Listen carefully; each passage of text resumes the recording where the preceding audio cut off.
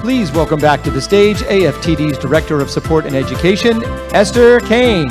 Yay! If everybody could just come in and have a seat, I'm sure we'll have some stragglers as people are trying to navigate their way around the facility.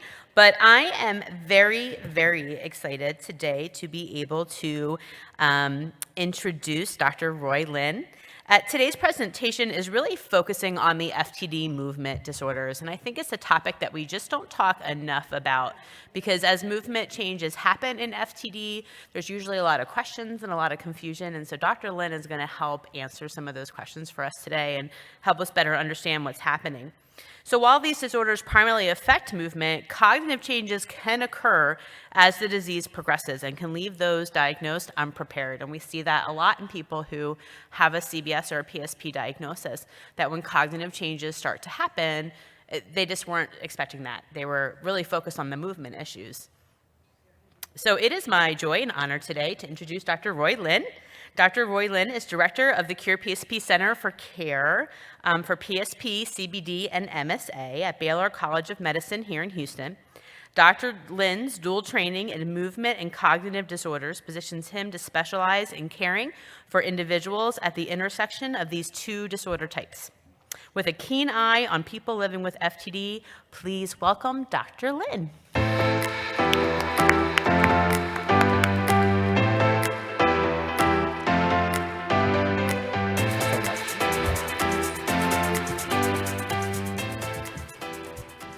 Thank you so much for the wonderful introduction. Welcome everyone to Houston. My name is Roy Lin. It's my great pleasure to be here today talking about this important topic, the cognitive changes in movement disorders for corticobasal degeneration and progressive supranuclear palsy. How do we move on to the next slide? I think this one. Okay, good. I have nothing to disclose. Okay, so these are two important figures. Throughout today's talk, I'm gonna repetitively mention this important concept to you. Many of us are probably already familiar with the figure on the left-hand side. Dementia is a syndrome. That means the cognitive and behavioral change has been already severe to the point that it would affect the functionality. But under this umbrella term, there are multiple diseases or disorders that can cause dementia, including Alzheimer's disease, vascular, Lewy body, and FTD. So the same concept will be applied to the right side figure. When the behavioral variant FTD, the BV-FTD, was first described, it was considered as a single disease. However, along with the advances of the neuroimaging and neuropathology, now the behavioral BV-FTD, the behavioral variant FTD, should be considered as a whole syndrome because there are multiple disease or disorders that can cause the behavioral variant FTD symptom. So as you can see from the green circles, the corticobasal degeneration and the progressive supranuclear palsy, the CBD and PSP, all belong to a pathological tauopathy under the frontotemporal degeneration spectrum. And many of us are probably familiar with the senile ORF72. As you can see from the blue squares, they belong to TDP pathology. So today's learning objectives is that, of course, I want to introduce the core clinical features, the characteristics of the corticobasal degeneration and PSP. And we will further discuss what's the difference of CBS, the corticobasal syndrome, versus corticobasal degeneration. And we are in the AFTD annual conference, so of course we want to focus more on the cognitive and behavioral changes too. But overarching goal is to avoid the surprises along the journey for patient and family. That is because some of the patients with PSP and CBD started with movement disorder symptoms, such as Parkinsonism.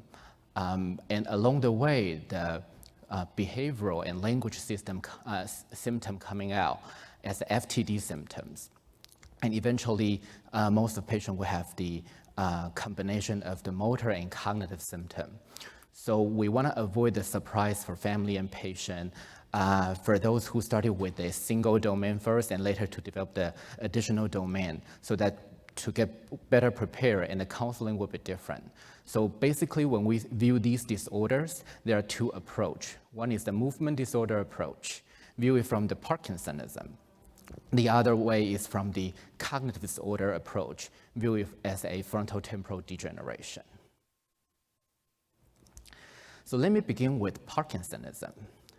What does Parkinsonism mean? It's also an umbrella term.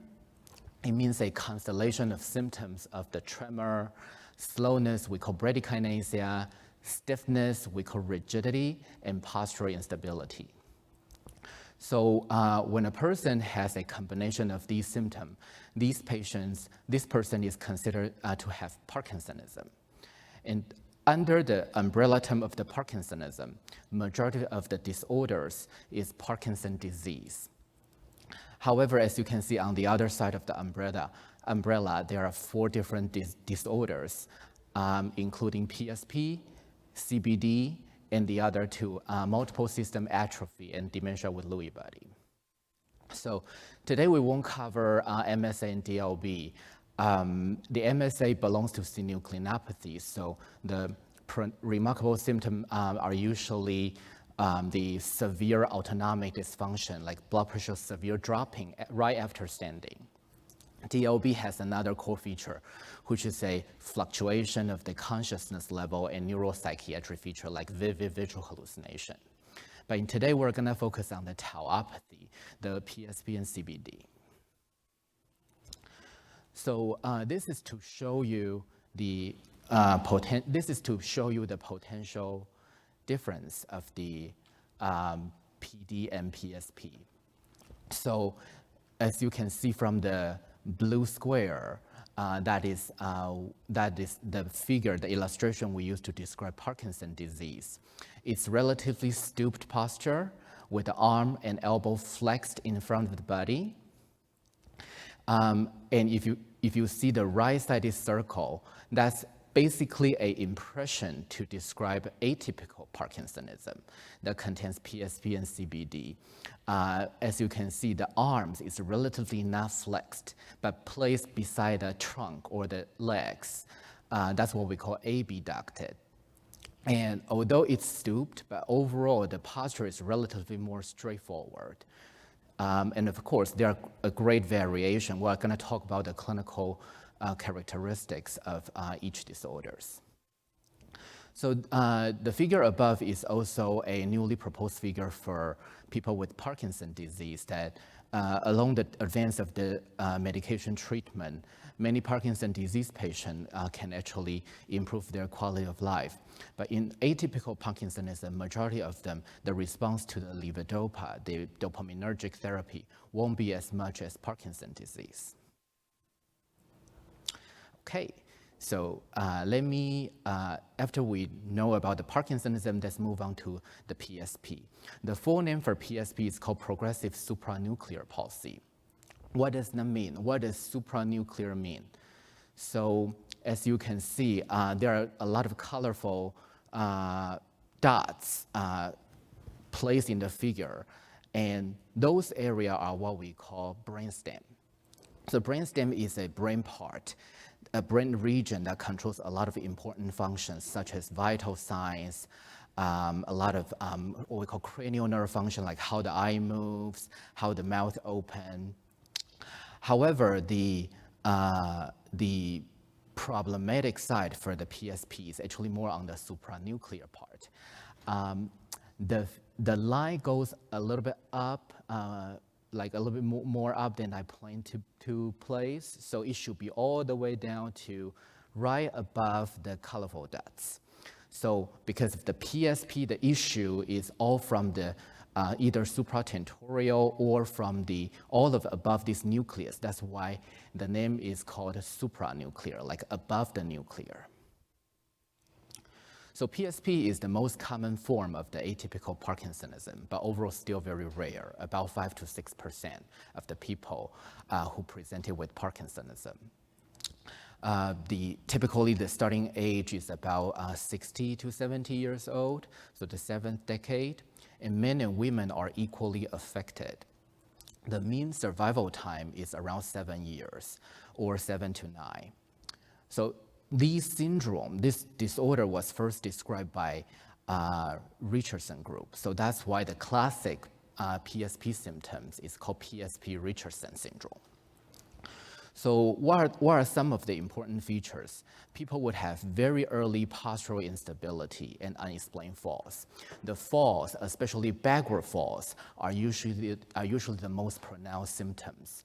Some patients might even fall when sitting on the floor when making the rituals.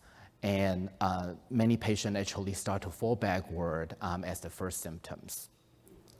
Compared to Parkinson's disease, that is usually asymmetric. The PSP Parkinsonism is usually more symmetric with profound slowness we call bradykinesia and rigidity. Another core feature for PSP is the abnormal eye movement, especially on what we call vertical gaze palsy, either look up or look down. And many PSP people eventually will have progressive dementia because let's recall the figure we just saw, it's supratentorial, right? So the cortical region of the brain could cause dementia. So this is a slide to show you how PSP movement, the eye movement in PSP could look like. Before clicking the video, let's see an important feature for PSP movement, eye movement, which is upward gaze difficulty and downward gaze difficulty. How does that look like in daily life? People could start to complain difficulty reading because of the difficulty with eye movement. The difficulty with eye movement might not be pronounced until the patient develops the downward gaze movement. A lot of times, patients cannot look down on the look down at the food on the plate and cannot look down on the newspaper or magazine to read it. And another important neurological sign in PSP is what we call square wave jerks. What does that mean? Let's see the video. I was wondering if media team can click this one for me because there's no mouse. Okay, thank you. So as you can see, when we ask the patient look straight forward to us, right? And I would wave left and right. So there is this kind of difficulty with fixation on the examiner is what we call square wave jerks. There's a fast face, move the eye to one side, and another fast face, rapidly bring it back. This sign is not specific for PSP though. Both PSP and cerebellar ataxia could demonstrate this sign. Yeah. Okay, so we're gonna talk about different signs and we're gonna see different pictures. So the very first one is what we call Procerus sign. Basically, PSP is the disorder that tends to have a lot of dystonia features of the face. So the Procerus sign means the overactivity of the frontalis, procerus, and corrugator muscle. Basically means the muscle right in the top of the face. So what would that cause? That would cause a lot of surprising look or worrisome look. We call facial dystonia. Mona Lisa sign means the stare with a diminished blink rate because at the very first beginning, the Parkinsonian symptoms of the face we call hypomimia could be even much more profound than Parkinson's disease. Messy tie sign is the symptom that refers to the symptom that we just mentioned. Patients have difficulty looking all the way down at the food on the plate, so the food tends to drop on the tie. So that's what we call messy tie sign. Yeah, gunslinger sign basically refers to the figure you just saw. The gait, the gait or the stance is relatively wider than narrower, and the arms are more abducted, so more like a gunslinger. So the applause sign and the rocket sign are two important signs that contains the cognitive dysfunction, basically resulting from the what we call disinhibition or impulsivity. Let's recall the figure we just saw, the supranuclears, right? So if the symptoms coming from the frontal lobe, which is an important lobe that controls the inhibition of the regular movement, then impulsivity could happen. So when checking whether the patient has the applause sign, we will ask the patient to repeat the 3 hand claps. Then if the patient has a frontal release sign, if the patient's frontal lobe is not good enough, the patient cannot stop right at the 3 steps. They will make 4 or even more. And even though you repetitively direct them, people with FTD or PSP could just keep doing it without being able to stop. Rocket sign is another one. We talk about the PSP's core motor feature includes the backward falls. And the rocket sign is a combination of the impulsivity and backward falls. Patient would impulsively get up, but cannot maintain, so fall backward. So that's what we call rocket sign. Okay, so let's see some important figures. The first one is the Proceres sign, and overall the facial dystonia. So patient would have the angry or puzzled expression with a furrowed eyebrows. There's also a deep nasal labia fold in the lower facial area. That's also part of the dystonia. And if you see the right-sided 2 figures, if you agree, people with PSP tend to have much more frowning than PD. So, and especially early in the disease phase, that's one way we use to differentiate the 2 disorders.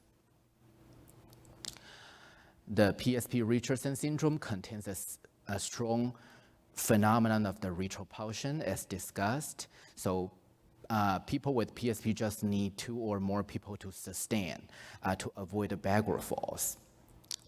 And on the right, this is another sign we call round the house saccade. What does that mean? Saccade means a fast eye movement.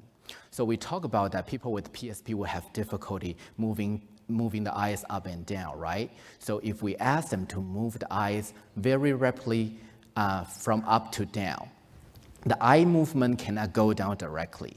It will go to the right side, it will go to the side and go all the way down. So that's what we call round the house saccade. When we see the round the house saccade, that implies there is a vertical gaze movement difficulty. Okay, so again, supranucleus, right? So that contains the upper part of the brainstem we call midbrain, especially in the specific part of the midbrain we call midbrain tectum.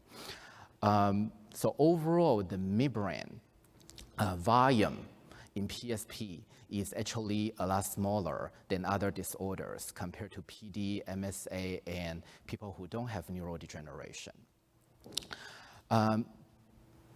But if these figures are too complicated to you, let's see this easier one. So in PSP, there's a thing called hummingbird sign. The midbrain, actually the size is reduced, and the tectum, the back of the midbrain, is actually what we call shrinking. So overall, the originally penguin looks like a hummingbird. On the axial cut, which means to see the brain from bottom up, let's see the butterfly picture. If you agree, in the belly of the butterfly, it's actually smaller than the normal picture. It should be, which is usually rounder and bigger. So that's why in PSP we call this morning glory sign or Mickey Mouse ear sign. And of course, for diagnostic accuracy, the Movement Disorder Society has a specific criteria for us to use to diagnose PSP based on the clinical features and the radiology features. Let's move on to corticobasal degeneration, the CBD. So one of the most common questions I got from the patient and family is that, what does corticobasal mean? So corticobasal, basically, this disorder is named by the area that is involved. So that means it contains cortical and basal. Cortical means the cerebral lobes. So the brain actually contains 4 major lobes: frontal, parietal, temporal, and occipital. Let me spend some time talking about the important function of these lobes in case any of you don't really know. So the frontal lobe is the brain area that controls the inhibition, right? Like as what we just discussed, when we see the traffic light changing from the green to red, we need to put on the brake in a timely fashion. Frontal lobe also controls planning and executive function, how we finish one task from the beginning to the end without too many difficulty. And if the barrier happened, what's our plan A, B, C to get around it and make it happen, also within reasonable timing. Frontal lobe also controls a lot of emotion. Depends on the area of the frontal lobe involved. If it's what we call dorsolateral frontal lobe dysfunction, then patient could have apathy. If it's orbital frontal lobe dysfunction, the patient could have impulsivity or inhibition. So that's what frontal lobe is controlling.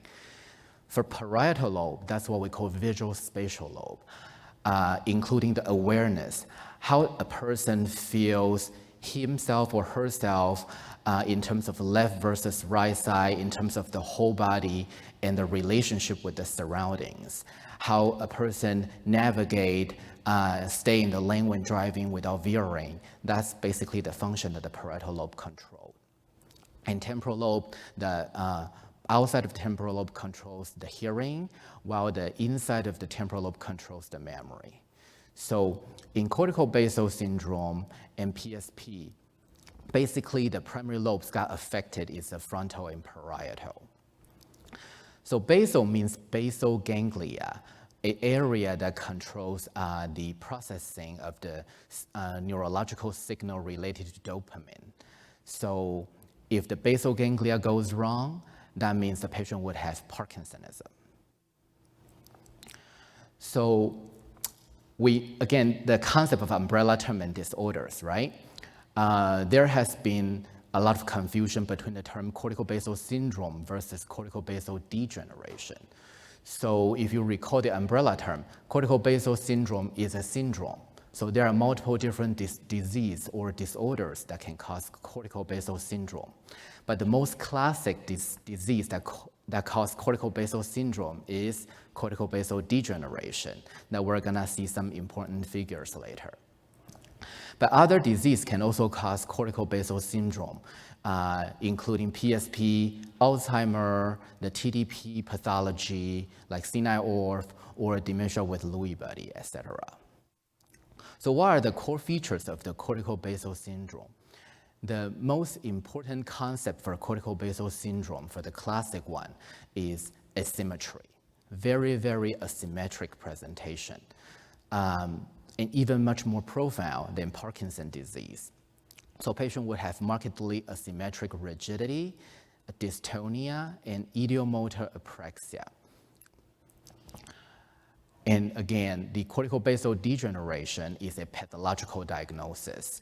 The so-called definite diagnosis is under autopsy, but when patients are alive, when people are alive, we can use the neuroimaging to further gauge if the overall brain pathology is indicative of corticobasal degeneration. And the onset of the corticobasal degeneration could be earlier than PSP, and the progression is also very rapid, usually within 7 years for the mean survival time. For PSP, we usually say 7 to 9, and for CBD, we usually say 5 to 7 to answer patient and family's question. So as you can see, the main point for CBD is asymmetry. So on the left-hand side, if you see the yellow arrows, you can see that the brain space of the right brain, so we see the brain from bottom up, so where the arrow is pointing to is actually the right side of the brain. The grayish whitish area is the brain itself, and the black space, the black part is what we call sulcus, the space between the brain. So if you agree, the right-sided of the space is actually a lot more than the left side, which means the right-sided of the brain shrinks more. And same concept can be applied to the right-sided figures. On the right-sided figures, there is a we call coronal side that we see the brain from the back to the front, right?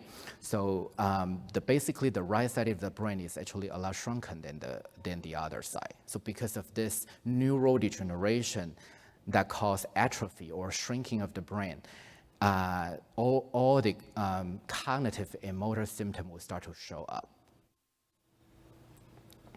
So the concept is that the corticobasal degeneration depends on where the pathology starts from. Patient could start with movement disorder with a very asymmetric Parkinsonism. Or if the pathology starts with the cortical area, then the person could start with pure cognitive decline or frank dementia. And usually depends on where the region is.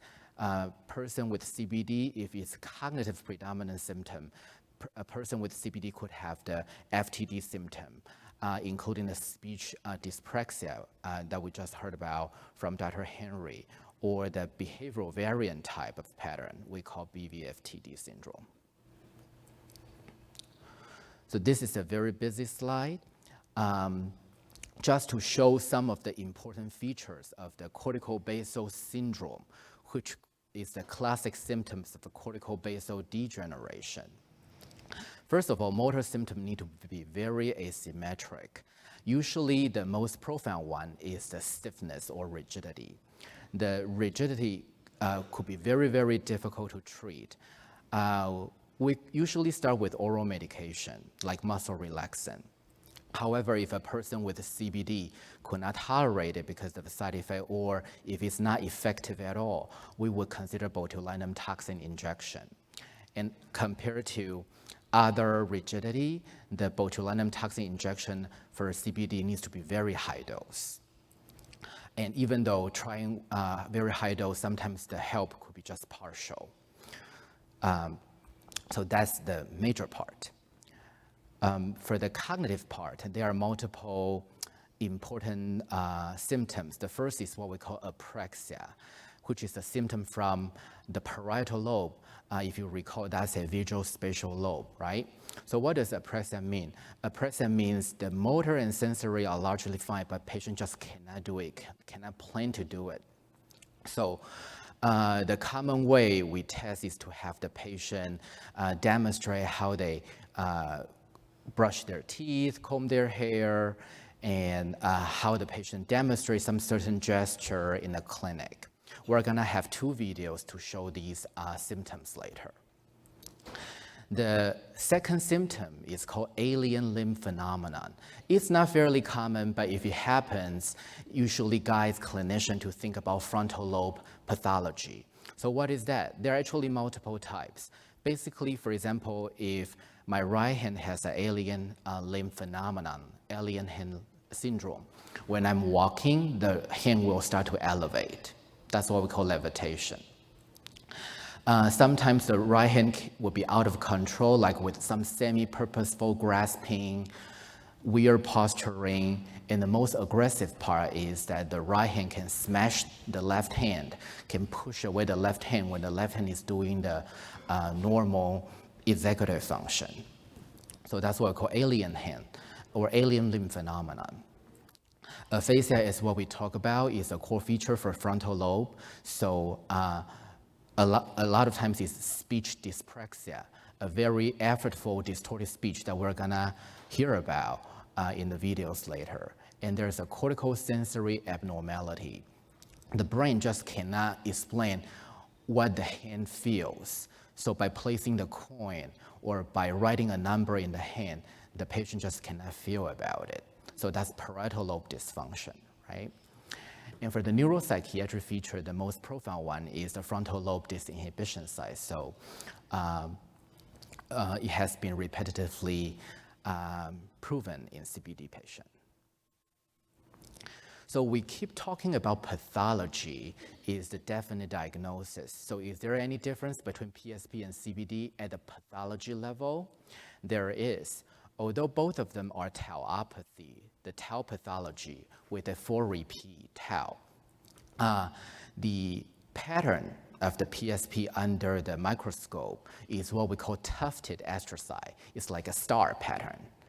But the pathology in CBD is more of the plaque, the patchy side, or the sprinkling pattern. And PSP tends to involve, although it's supranuclear, but it's still relatively all the way down below in the midbrain and above area. As opposed to corticobasal degeneration, it involves the surface of the brain we call cortex more.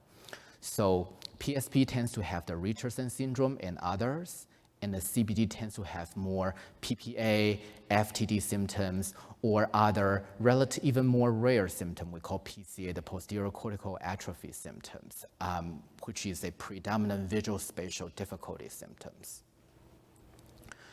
So with the understanding of those, I believe now we can accept that PSP, CBD, behavior variant, FTD, and PPA all have a strong overlapping syndrome. So this is a slide to show you how overlapping these disorders could be.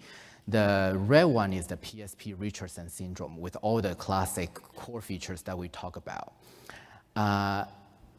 I want to bring to your attention that the PSP actually has a Parkinsonian type, which means their response to levodopa could be better. So before all the biomarker testing coming out until today, as of today, one of the traditional old school way to differentiate whether the disorder is PSP or PD is to test them on the levodopa. But this group of patients, they were found to have PSP features, but they have good levodopa response. And in the past 5 to 10 years, there is another new type of the PSP we call cerebellar type, that these PSP people would have cerebellar ataxia. But this was described more in Japan and East Asia. This is probably the most figure about the PSP, CBD, FTD overlapping syndrome, but the concept is the same. Corticobasal degeneration tends to affect the cortical more. So when it affects the cortical more, it will show the FTD symptoms. It will show the corticobasal symptoms. It will show the primary progressive aphasia symptoms. However, CBD could also affect the brainstem, right? So when it involves when it involves the brainstem, the PSP symptom could show up. And PSP pathology tends to affect the brainstem symptom more. So all the Richardson syndrome could show up, but when the PSP symptoms, along with the disease progression, it start to affect the cortical area, then other FTD or behavioral symptom could start to emerge. So that's the main concept for you. And of course, we also have diagnostic criteria for corticobasal degeneration. The probable so when a person is still alive, the highest level we can make for diagnosis is probable, right? Because the definite is the pathology. So the probable corticobasal syndrome means the strong asymmetric sign. The possible cortical syndrome means we see a lot of symptoms like alien hand, like apraxia, but they are still fairly symmetric. And the pink square, just to bring to your attention that corticobasal degeneration could still have the frontal behavior or speech difficulty as described. Okay. So this is the most recent review article for all the combination of the clinical, cognitive, and behavioral symptom of the PSP. As expected, PSP, if it affects the cortical area more, is a PSP cognitive type. And as you can see from the figure, the bright red line, basically, patient tends to have a more extreme picture, either apathy or agitation. If you see the lower part of the figure, patient would have apathy, impulsivity, but not so much depression as opposed to other PSP types. Corticobasal degeneration can be divided into the COG type versus corticobasal syndrome type in this article. And as expected, the cognitive part actually has more personality change, memory change, apathy, and actually even more executive dysfunction compared to the corticobasal syndrome type. So how does that look like under pathology? Under pathology, the corticobasal degeneration cognitive type actually has more dense tauopathy accumulation compared to the corticobasal syndrome type in the frontal lobe, in the temporal lobe. As you can see, the brown pattern or the yellow pattern is actually more densely populated in the FTD type as opposed to corticobasal syndrome type. And just to reiterate, when the CBD and PSP pathology involves in the frontal lobe, frequently it would cause the FTD or PPA pattern, which is called speech dyspraxia. It's a very affectful, groping, distorted pronunciation. So how does that sound like? We'll go to the 2 videos to show you all the language symptoms and the important corticobasal symptom. So we can play video 1, please.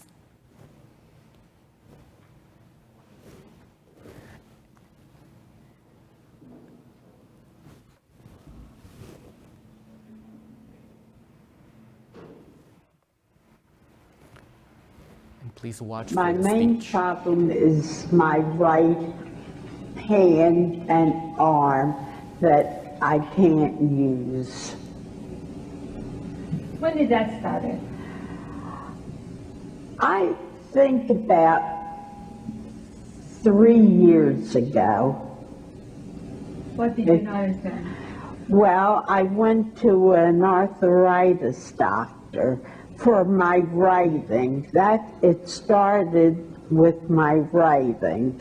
I was losing control of the writing. Then it was hard for me to cut my food. See, I'm right-handed, and it was hard for me to cut my food and to eat with my right hand. The hand started to jump.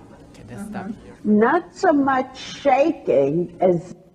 Okay, so the person mentioned that the hand start to jump. So what does that mean? That's a movement we call myoclonus, a sudden shock-like movement, which is a classical picture for people with PSP. So the combination of Parkinsonism, dystonia, which is a very twisted, slow motion movement, or the rapid jumping movement is what we call myoclonus here. Yeah, please continue, thanks. Jumping, and I couldn't control it. Would you see that at times the hand would be moving on its own and you wouldn't realize that it was? Yes, especially at night in bed. I would wake up and the hand would be up.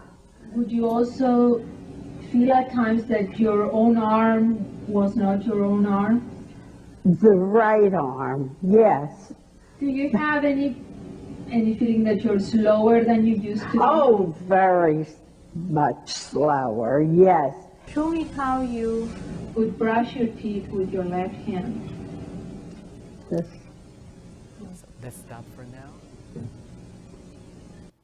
So if you notice, the person actually used the finger as a utensil instead of imitating, grabbing the utensil. So when we see this subtle sign, that's what we call dyspraxia. The symptom actually start to show up. Okay, let's play, please. I might need to stop multiple times. Okay, close your eyes now.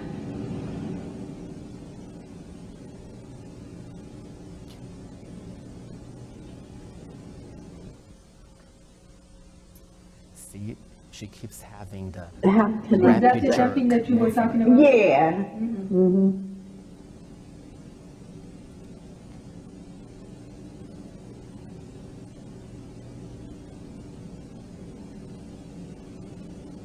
Over That as very fast as you slow, can do it? That's the very fastest. stiff. Okay.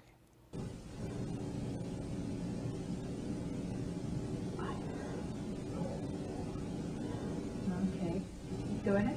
Uh, Okay. So if you notice the right hand, there is actually a what we call Touch your swimming. nose, It's my very, finger. very rigid. your nose, That's a sign of dystonia. your nose, my finger. the And right let's stop here for now. Yeah. So this patient is going to demonstrate the parietal lobe syndrome, which is what we call hemi-neglect. The examiner is going to touch the left and right hand alternatively, then touch together. While the patient can feel the left and right touch alternatively, when being touched together, she can only feel the left side. That's the way we test hemi-neglect. So we can know this brain disorder is more on the left side of the brain that controls the right side of the body. Let's play. the left arm, the left arm, the left. Okay.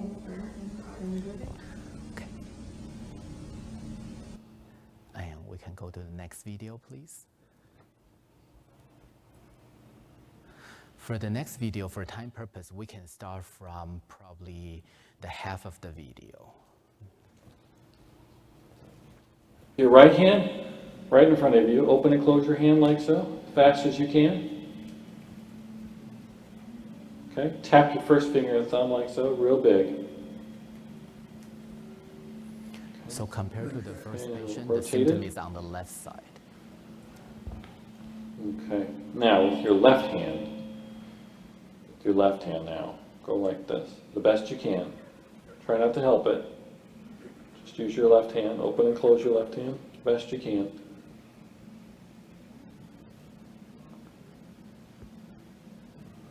As you can see, the finger are spooning, right? So that's a sign of dystonia. Okay, now try to tap your finger for me. Can I you know what tap? it should, I know what it should feel. Put it right up here. Try to tap your finger like that, the best you can. And now you can know the speech pattern is different from the first patient. So that's actually reflecting how diverse the presentation could be. With your left hand, can you give me a peace sign? Can you try to do that? I can try. Show me a victory sign. Okay. Okay, good. Show me a victory sign on your right hand. Oh, put it down a little. Sorry, I'll go like this. There's the victory sign. And then show it with your left hand. Okay, good. Show me an A-OK like that. Can you do that? Right hand, Good. All right. left Okay. hand, With your right hand, can you show me how you would hold a pair of scissors? Okay, use it. Okay. Okay, can you do the same thing with your left hand? Can't do that at all. I'll try. Okay, Using, very good. using All right.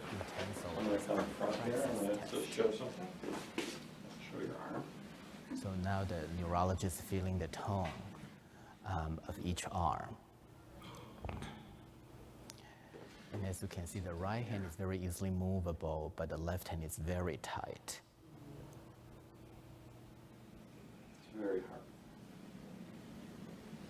So really, this is as far as it can go, and as high as Sometimes it can just go. by gentle touch, the person with CBD could start to feel painful. Okay. What is that? Where, first of all, where is it? In your hand. In your fingers. Can you manipulate it at all? What's that? I've got something there.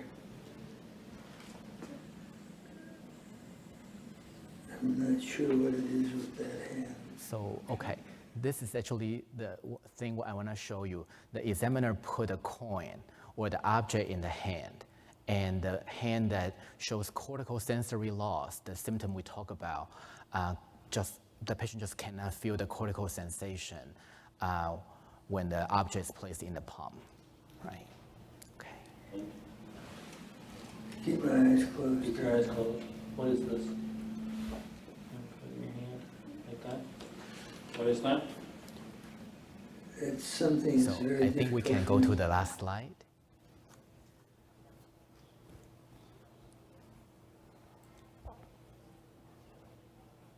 Okay, so the take-home message today is people with behavioral variant FTD or PPA could develop motor symptoms, eventually leading to the diagnosis of PSP and CBD, and also the other way around. At this time, we don't have a curative therapy yet, but we have a lot of symptomatic treatment that can help with quality of life. So if you or your loved one has PSP or CBD, please contact your state or city PSP Center of Care for additional resources. Thank you very much.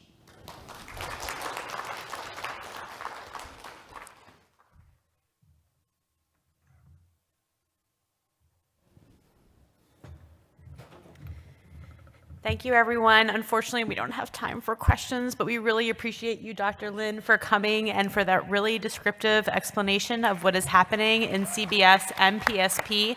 I think this will be a great educational tool for us to have for a long time. So now we are getting ready to get ready for our final closings of the day and our last plenary session. So please feel free to go, take a break, get a cup of coffee, a glass of water.